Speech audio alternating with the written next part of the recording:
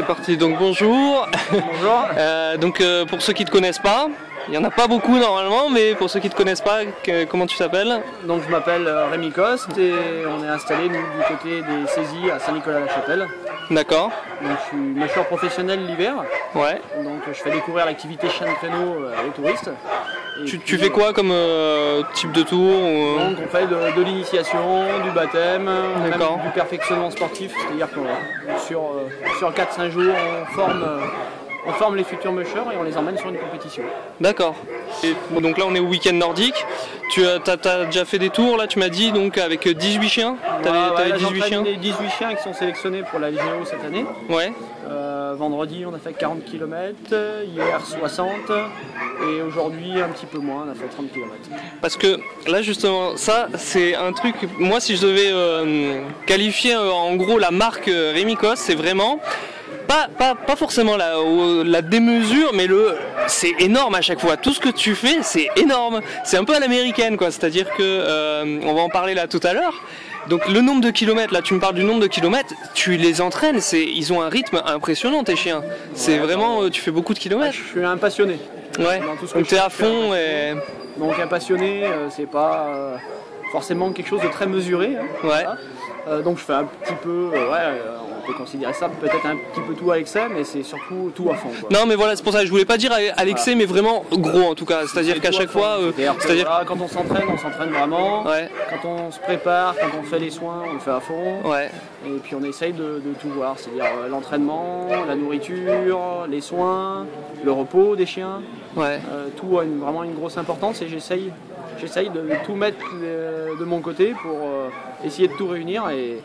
Dont un bus. Voilà. Oui, donc j'en parlais, et d'ailleurs on l'a publié sur le live du week-end nordique, que tu avais, là tu as sorti, ça là c'est plus un secret, là tu as sorti l'artillerie lourde, donc tu as avec un enclos pour les chiens, enfin voilà. Donc en fait, total.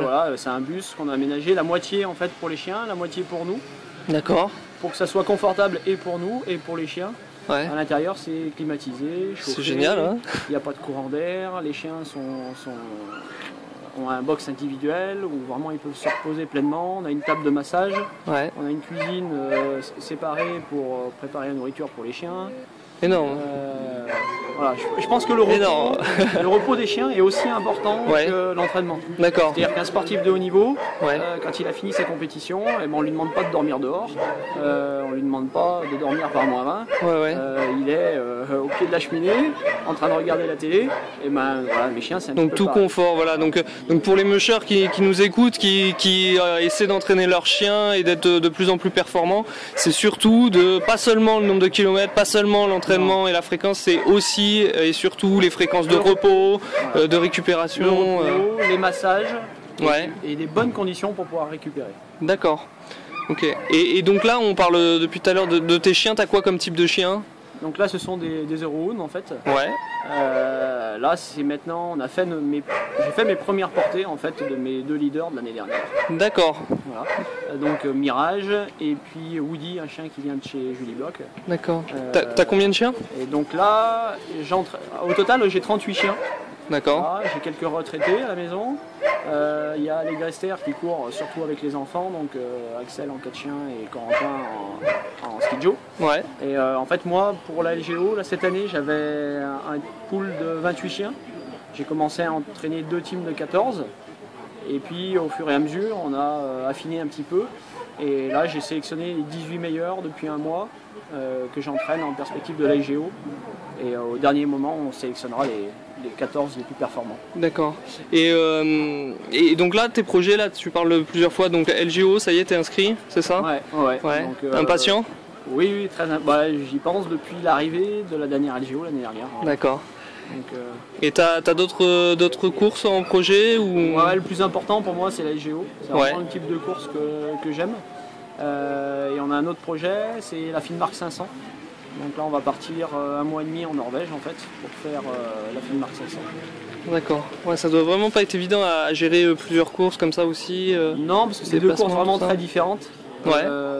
Là, j'entraîne vraiment spécifiquement pour la LGO. D'accord. Et une fois qu'on aura terminé la LGO, je vais changer mes types d'entraînement, changer aussi la nourriture des chiens. Alors là, pour justement, là pour les plus expérimentés, on va dire, plus poussés, quand tu dis entraînement type LGO, tu le traduirais par quoi en fait? C'est des entraînements beaucoup plus rapides, d'accord, ouais. Avec beaucoup plus de puissance, parce qu'on a beaucoup de côtes à monter, énormément de côtes. Ouais. Donc il faut des chiens très puissants, beaucoup plus rapides, plus fractionnés. Voilà. D'accord. On travaille beaucoup avec du fractionné. Fractionné. Et quand tu dis la musculature, tu l'obtiens comment? C'est quoi? Tu mets pas de moteur, pas de moteur. Beaucoup de charge. Voilà. D'accord. Ok. De la charge et pas de... très lourd, on rajoute des parpaings dessus.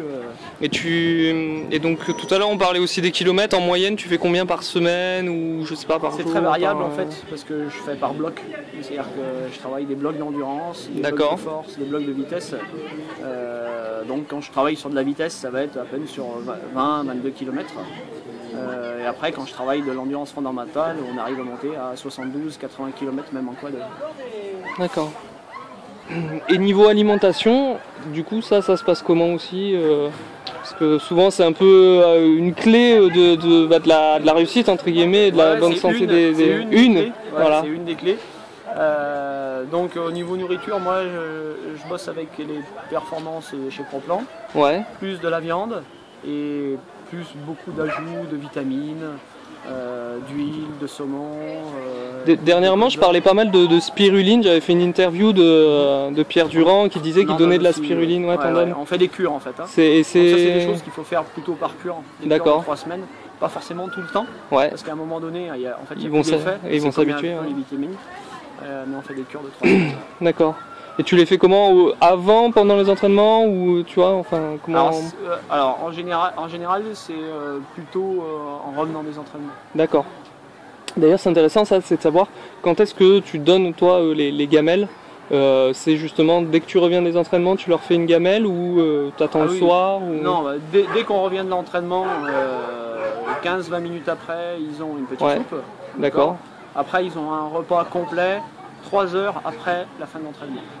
D'accord. Ok, et ça tu suis scrupuleusement, enfin le timing c'est pas fait aléatoirement quoi. Non, c'est vraiment super important.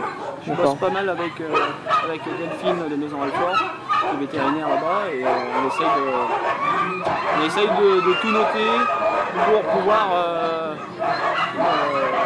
voir les erreurs qu'on a fait sur une année et essayer de ne pas les recommencer l'année d'après et puis surtout voir les progrès des chiens. D'accord. On disait la LGO, tu as un objectif donc premier ou l'objectif c'est toujours de mieux faire, c'est sûr. Ouais. Voilà, je pense qu'un podium sera le bienvenu. Ouais. On a travaillé très dur pour ça. Je pense que j'ai des chiens qui sont au niveau pour ça. L'année dernière j'ai appris un petit peu de quelques erreurs qu'on avait commises. Ouais. Après, et pour faire monter un peu le nom sur la boîte, je sais pas, on n'est pas tous d'accord. Hein. Ah ouais, bah non, c'est sûr, il y en a plusieurs à ce qui paraît des prétendants. Ouais. Et justement, pour faire monter un peu la pression, là, c'est qui, tu pressens qui comme concurrent direct qui... Il y en a quand même beaucoup. Il y a les Tchèques, il y a Jiri qui est quand même le vainqueur sortant. Il y a Radek, qui a un très très bel attelage. Il y a Jean-Philippe Pontier. Et puis après... Oui, parce que tous, c'est vrai qu'ils y vont, hein, quand on les interviewe et tout, ils nous disent bien, hop, nous aussi c'est podium, voire première place, et on sent qu'il y a des capacités. On est beaucoup à vouloir monter sur la boîte, il n'y aura pas de la place pour tout le monde.